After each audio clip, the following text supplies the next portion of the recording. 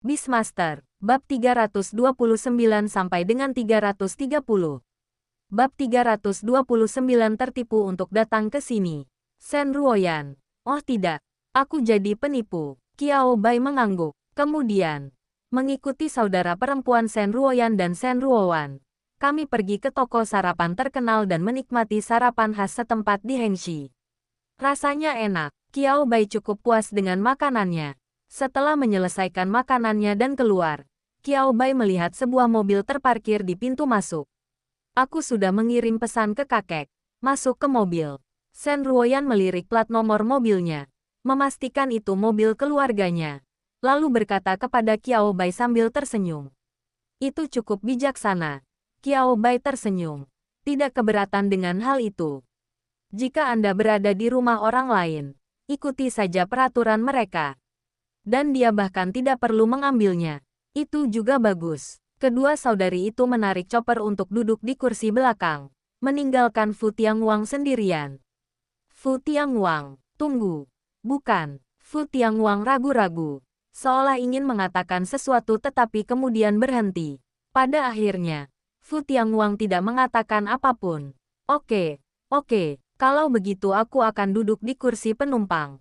Fu Tianguang langsung duduk di kursi penumpang. Segera, Qiao Bai kemudian mengerti mengapa saudara perempuan Shen Ruoyan dan Shen Ruowan menariknya ke kursi belakang. Karena, cepat, mobil ini melaju terlalu cepat. Apa ini benar-benar bukan pesawat terbang? Jenis yang terbang sedikit lebih rendah. Duduk di kursi belakang. Qiao Bai mencengkeram pegangan di jendela mobil. Matanya merah dan berkaca-kaca. Mobil itu kemudian berbelok dan melayang di detik berikutnya. Duduk di kursi penumpang. Fu Tianguang hampir merasakan jiwanya terbang keluar dari mulutnya. Hahaha, apanya yang lambat? Jika mobil ini tidak membatasi saya bisa melaju lebih cepat lagi. Pengemudinya, seorang pria berusia 40-an atau 50-an, tersenyum lebar dan berbicara dari hati. Qiao Bai tak dapat menahan diri untuk melirik Shen Ruoyan dan Shen Ruowan di sampingnya, menatap mereka dengan sisa tenaganya. Shen Ruoyan, yang menerima tatapan tajam Qiao Bai. Meskipun dia tidak terlalu kuat, dia telah mengundang orang itu. Dan karena dia membutuhkan bantuan Qiao Bai, dia masih harus memperlakukannya dengan baik. Yah, aku tidak menyangka Paman Wang yang menjadi sopir hari ini. Suara Shen Ruoyan sangat lembut. Paman Wang biasa menjinakkan makhluk luar biasa dengan atribut terbang. Qiao Bai terdiam. Baiklah, dia mengerti. Menjinakkan makhluk luar biasa merupakan kerajinan dan keterampilan yang agak khusus. Karena makhluk luar biasa dapat dijinakkan, berbagai macam aktivitas akan muncul dari mereka. Misalnya, balap kuda dan balap burung. Ini jauh lebih menarik daripada balap kuda dan balap merpati biasa. Ada banyak kegiatan serupa. Dari manakah makhluk luar biasa yang dibutuhkan untuk kompetisi ini berasal? Mengandalkan penjinak binatang saja untuk membuat kontrak dan menaklukkan binatang tentu saja tidak layak. Hal ini menyebabkan munculnya pelatih profesional untuk semua jenis makhluk luar biasa. Misalnya, pelatih makhluk luar biasa yang memiliki kemampuan terbang. Mereka tidak menjinakkan makhluk-makhluk gaib yang liar semata. Mereka bukanlah makhluk-makhluk yang dapat dijinakkan dengan mudah. Ini biasanya telur hewan peliharaan yang dipelihara secara khusus oleh pemiliknya. Bahkan tanpa kontrak, mereka lebih jinak daripada makhluk gaib liar setelah menetas. Setelah dilatih oleh pelatih yang berpengalaman, mereka dapat digunakan untuk berpartisipasi dalam kompetisi dan pameran. Tentu, namun, tidak mungkin juga untuk menghindari beberapa kejadian tak terduga selama proses ini. Oleh karena itu, ini adalah industri berisiko tinggi. Melihat usia Paman Wang yang sedang mengemudi, Qiao Bai menghela napas. Tidak heran dia adalah seseorang yang dapat pensiun secara normal dari industri ini. Qiao Bai benar-benar berpikir bahwa cukup normal baginya untuk memiliki sedikit kegemaran dalam balapan. Perjalanan yang biasanya memakan waktu 40 menit dipersingkat menjadi 25 menit oleh Paman Wang, mantan pelatih atribut penerbangan. Mobilnya berhenti. Paman Wang mendesah. Raut wajahnya menunjukkan kesedihan. Ah, aku sudah tua. Kalau tidak, aku bisa dengan mudah mengendarainya dalam waktu kurang dari 20 menit. Jaraknya hanya dekat. Fu Tianguang merasa pusing karena duduk di kursi penumpang, perlahan keluar dari mobil.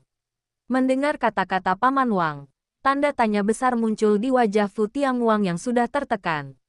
Yue, Qiao Bai, yang baru saja turun dari bus, diam-diam mundur selangkah. Ini bukan dia yang bersikap meremehkan. Aku hanya sedikit fobia kuman. Untungnya, bukan hanya Qiao Bai, tetapi Shen Ruoyan dan Shen Ruowan juga mundur selangkah karena merasa jijik. Cara kedua saudari itu memandang Fu Tianguang berubah. Aku tidak pernah mengharapkanmu untuk. Tubuhku sebenarnya seperti ini. Tak seorang pun dari mereka selesai berbicara. Namun bagi Fu Tianguang, ini tak ada bedanya dengan sebuah provokasi. Fu Tianguang tiba-tiba mengangkat kepalanya, berusaha keras menahan keinginan untuk muntah, dan menegakkan dadanya. Saya baik-baik saja. Sekelompok orang itu hanya memperhatikannya dengan tenang. Fu Tianguang, saya sama sekali tidak bereaksi apapun. Seketika, terdengar seruan setuju yang asal-asalan dari daerah sekitar. Oke, kamu benar. Mata Fu Tianguang benar-benar tidak bernyawa. Dia tidak ingin mengatakan apa-apa lagi. Qiao Bai terkekeh melihat ini. Mata Fu Tianguang langsung melebar. Dan dia menatap Qiao Bai dengan ekspresi tidak percaya. Seolah berkata, bagaimana kamu bisa tertawa seperti itu? Kami sepakat bahwa kami berada di pihak yang sama. Mata Qiao Bai bergerak cepat ke sekeliling. Qiao Bai mengepalkan tangannya dan menempelkannya di bibirnya. Lalu terbatuk pelan. Ya ampun gelombang. Pemandangan di sekitar rumah Shen cukup bagus. Qiao Bai melihat sekelilingnya, kiri dan kanan. Ini bukan sekadar sesuatu yang diucapkan Qiao Bai begitu saja. Rumah leluhur keluarga Shen bukanlah bangunan antik atau retro. Akan tetapi, tema utamanya tampaknya masih memiliki cita rasa itu. Halaman yang menempati area luas ini tetap mempertahankan sentuhan kuno namun lebih condong ke arah estetika modern. Sekilas, tempat ini tidak memberi orang kesan halaman yang terpencil, kaku, dan dekaden, tetapi justru membawa vitalitas yang unik. Aku akan mengantarmu ke sana sekarang. Shen Ruoyan hendak mengatakan sesuatu ketika teleponnya tiba-tiba berdering. Shen Ruoyan melihatnya beberapa kali, dan alis halusnya berkerut sedikit demi sedikit. Qiao Bai tetap tenang, tidak menunjukkan tanda-tanda sesuatu yang tidak biasa. Shen Ruowan, adik perempuan yang berdiri di samping Shen Ruoyan, melirik kakak perempuannya. Shen Ruoyan tampaknya tidak keberatan menunjukkan ponselnya kepada Shen Ruowan. Seketika, alis Shen Ruowan berkerut. Kedua saudari itu saling bertukar pandang. Keduanya lalu menatap Qiao Bai. Mata mereka dipenuhi dengan sedikit ketidakberdayaan. Kakekku bilang kalau tamu harus diperlakukan dengan baik. Jadi dia ingin menjamumu sebentar. Ini, kata Shen Ruoyan. Nadanya diwarnai rasa malu. Bagaimanapun, Qiao Bai membuat kesepakatan dengannya. Keduanya berasal dari generasi yang sama. Jadi tidak ada yang perlu dikatakan. Tetapi jika kita hendak membawa Qiao Bai menemui orang tua itu, tidak apa-apa jika kita memberitahu Qiao Bai sebelumnya. Tetapi masalahnya adalah kita baru memberitahu Qiao Bai di menit-menit terakhir. Hal ini tidak hanya membuat Qiao Bai benar-benar lengah. Hal ini membuat saudara perempuan Shen Ruoyan dan Shen Ruowan benar-benar lengah. Tidak, mereka pernah membawa teman-teman lain pulang sebelumnya. Tetapi saya belum pernah melihat lelaki tua itu begitu gembira sebelumnya. Ada apa dengan orang tua itu? Setelah dipikir-pikir lagi, sepertinya memang ada tanda-tandanya. Dibandingkan dengan teman-teman lain yang mereka bawa kembali, identitas Qiao Bai memang lebih istimewa. Jadi tidak aneh jika lelaki tua itu memperlakukannya dengan sikap istimewa. Itulah logikanya. Akan tetapi, tatapan kedua saudari itu ke arah Qiao Bai masih menunjukkan sedikit permintaan maaf dan rasa malu. Semuanya ditujukan kepada Qiao Bai. Mendengar ini, Qiao Bai terkekeh acuh tak acuh.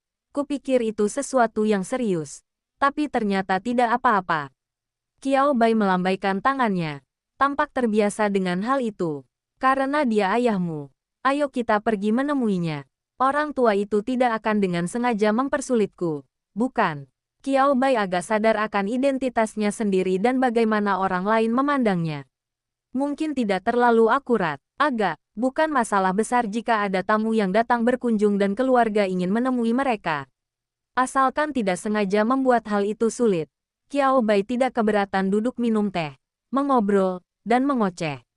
Mendengar Qiao Bai mengatakan ini, kedua saudari Sen menghela napas lega.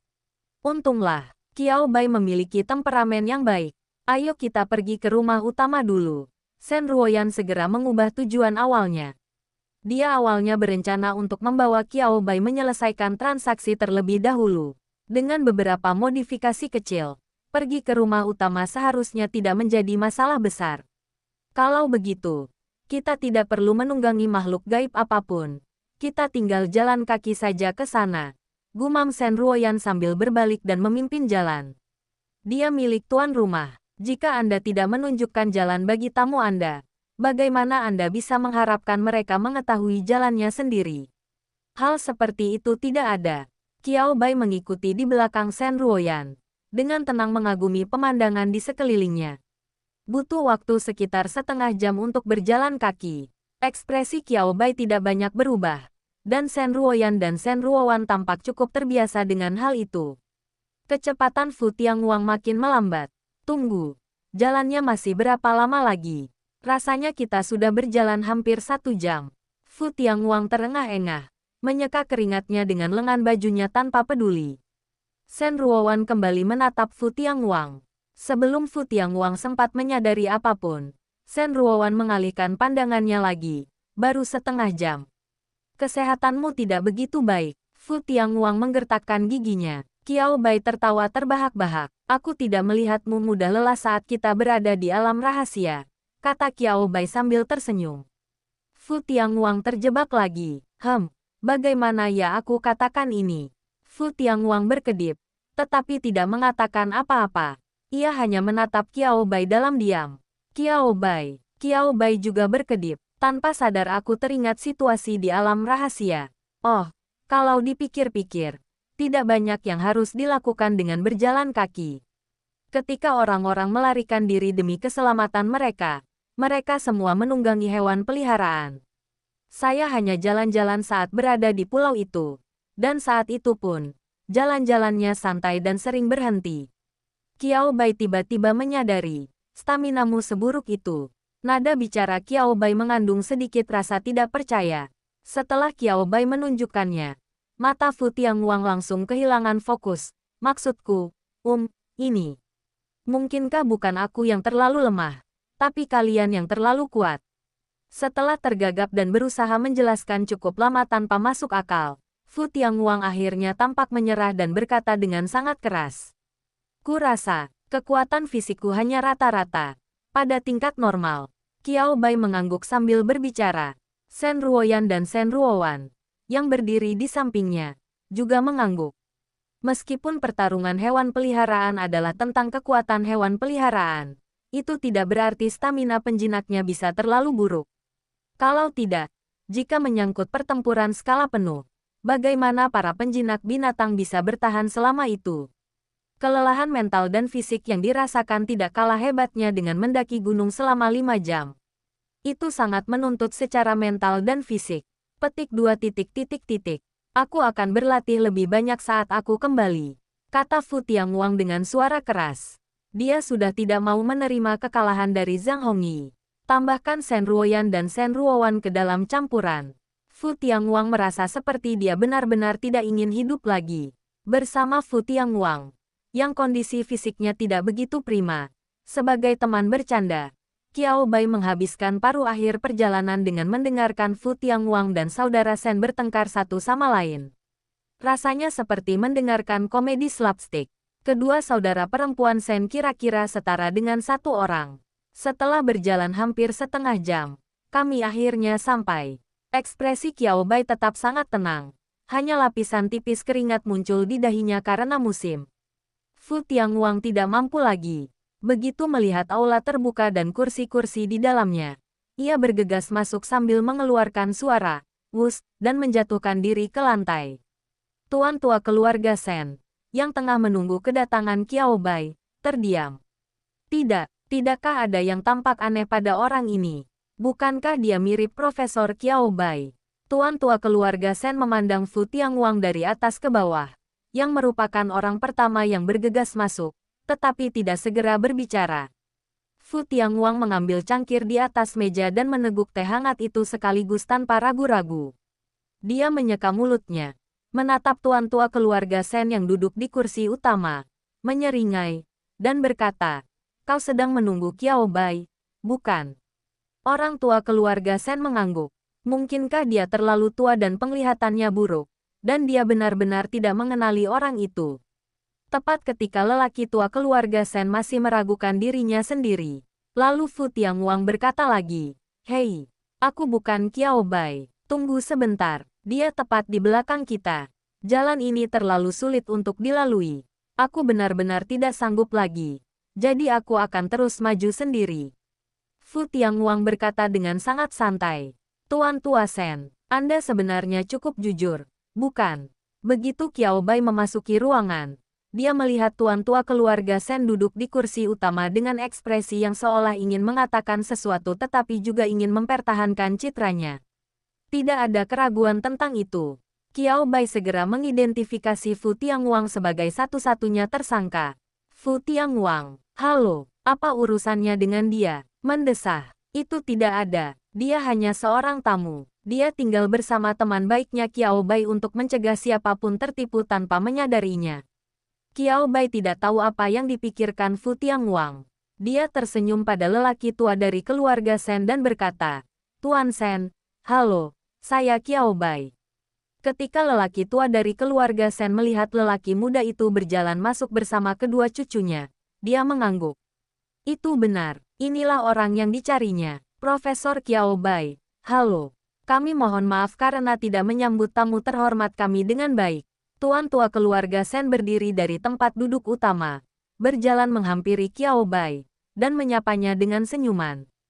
Qiao Bai berjabat tangan dengan tuan tua Shen, Shen Ruoyan dan Shen Ruowan, yang berdiri di samping. Keduanya menunjukkan ekspresi tidak percaya saat melihat ini.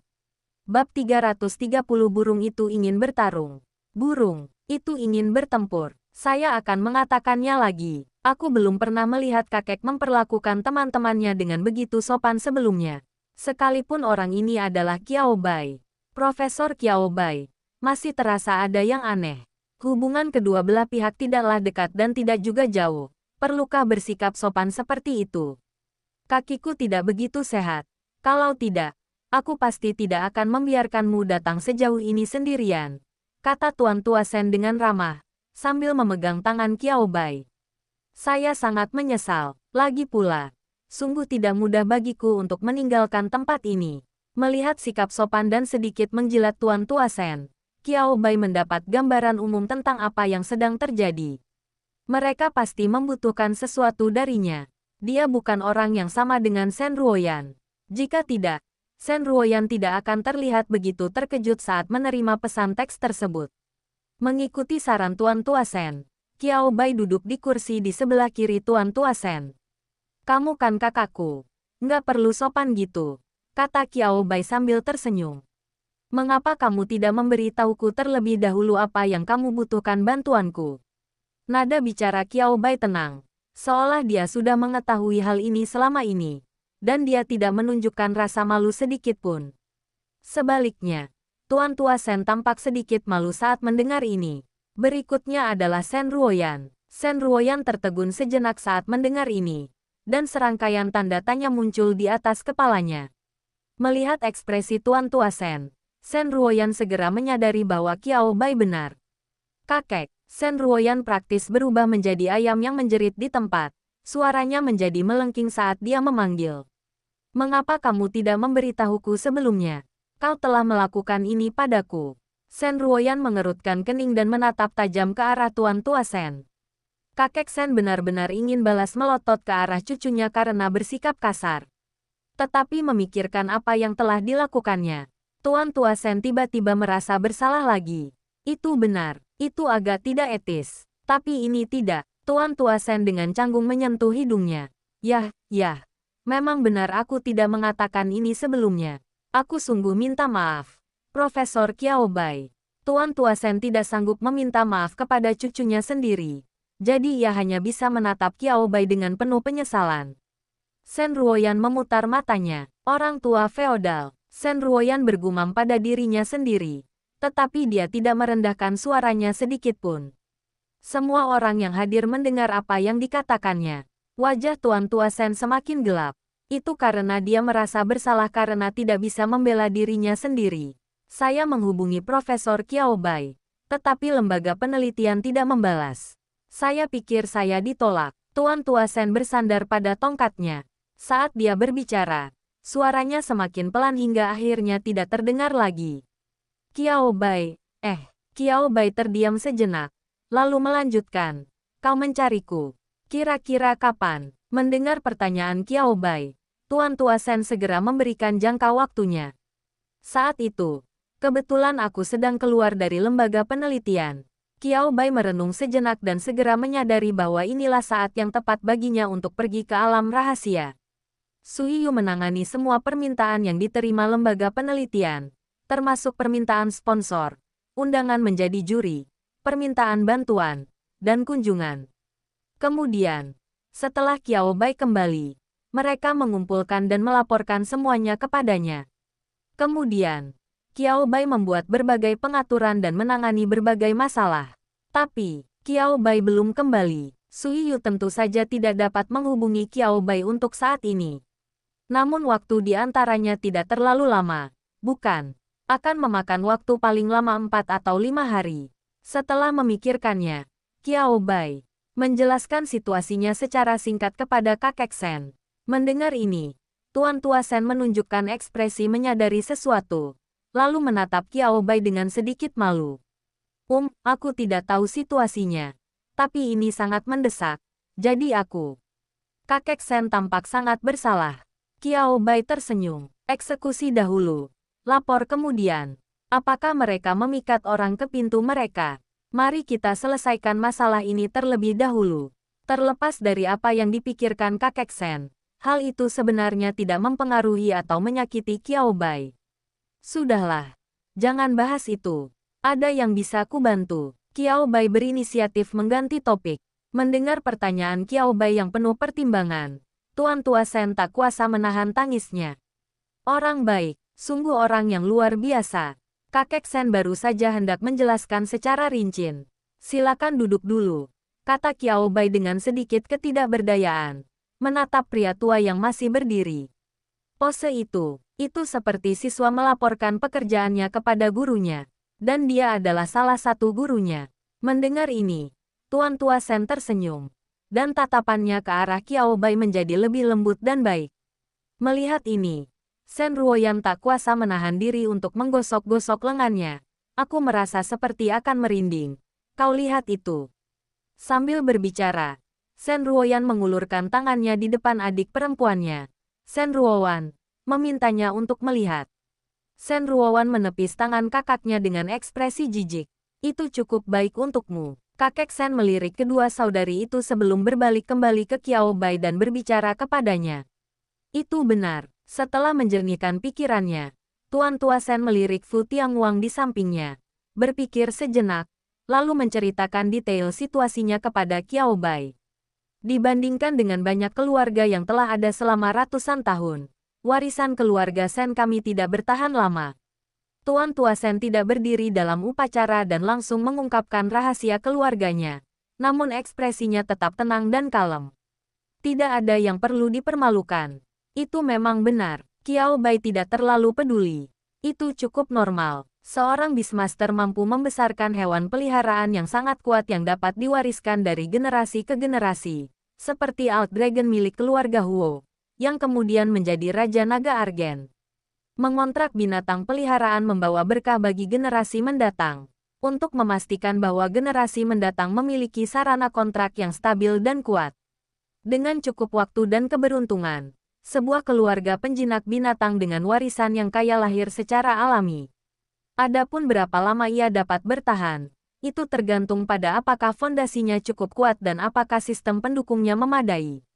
Mendengar apa yang dikatakan kakek Shen, Qiao Bai langsung teringat pada sumber daya hewan peliharaan atribut air khusus yang pernah disebutkan Shen Ruoyan kepadanya sebelumnya. Kustomisasi juga tersedia. Mungkinkah keluarga Shen memiliki binatang peliharaan yang sangat istimewa? Jenis yang berhubungan dengan air. Kakek Sen tidak menyadari bahwa Qiao Bai dengan mudah menghubungkan kedua berita tersebut, dan dia terus berbicara. Tapi alasan kami bisa menetap dan tinggal di Hengxi, tempat yang begitu rumit, adalah karena keluarga Sen kami punya hewan peliharaan istimewa. Saat berbicara, Tuan Tua Sen berhenti sejenak, memberikan perhatian khusus pada ekspresi Qiao Bai. Kemudian, itu saja. Kakek Sen tidak dapat melihat sedikit pun keterkejutan atau keheranan di wajah Qiao Bai, yang memang ia harapkan untuk dilihatnya. Tampaknya apa yang dikatakan kakek Sen bukanlah berita penting, kedengarannya cukup santai. Tuan Tua Sen, meski merasa sedikit frustrasi, entah kenapa saya juga merasa sedikit lebih percaya diri.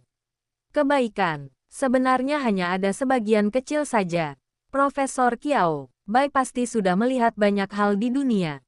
Hanya orang yang begitu tenang yang bisa tetap tenang. Jika memang begitu, maka kesulitan yang dialami keluarga Sen saat ini pastilah disebabkan oleh keputusan mereka untuk mencari bantuan dari Profesor Qiao Bai. Setelah memikirkannya, kakek Sen melanjutkan.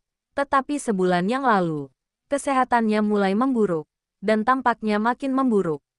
Saat berbicara, Tuan Tua Sen mendesah. Tampak sangat gelisah. Jika sesuatu benar-benar terjadi padanya, kakek Sen melirik kedua cucunya.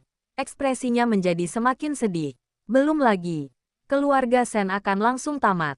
Akan tetapi, sumber daya yang tersedia sudah pasti menurun tajam. Terlebih lagi, beban di pundak saudara perempuan Sen Ruoyan dan Sen Ruowan tiba-tiba akan menjadi lebih berat. Ketika seseorang meraih kesuksesan, ia hendaknya memberi manfaat bagi semua orang di bawah langit. Mengingat keadaan keluarga, Ten Sen tidak peduli dengan alokasi sumber daya. Tidak perlu pelit, kita semua ada di pihak yang sama. Tetapi jika sesuatu benar-benar terjadi pada binatang peliharaan klan, dia berpikir tidak mungkin untuk tetap bersikap acuh tak acuh saat seseorang miskin. Sekalipun keluarga Sen tidak langsung membuat keributan, keadaan pasti akan menjadi kacau begitu mereka pergi. Sebagai saudara perempuan paling berbakat di generasinya, Sen Ruoyan dan Sen Ruowan tidak diragukan lagi akan berada di bawah pengawasan banyak orang. Saksikan mereka bekerja keras. Saksikan mereka berjuang untuk kemajuan. Saat merenungkan hal ini, Tuan Tua Sen menghela napas panjang. Hasil terbaiknya adalah menyelesaikan masalah yang ada saat ini. Qiao Bai menyentuh dagunya saat mendengar ini. Ekspresinya menunjukkan sedikit keraguan. Jantung Tuan Tua Sen berdebar kencang. Mungkinkah Profesor Qiao Bai juga? Jangan terlalu dipikirkan. Qiao Bai melirik ekspresi Tuan Tua Sen dan langsung tahu apa yang sedang dipikirkannya. Qiao Bai dengan lembut menghibur Tuan Tua Sen, lalu berkata, apakah saya bisa membantu Anda dan bagaimana saya bisa membantu akan bergantung pada penilaian saya terhadap kondisi hewan peliharaan ini. Apa yang Anda katakan hanya memberi saya gambaran umum tentang situasinya. Saya tidak tahu keadaan terkini.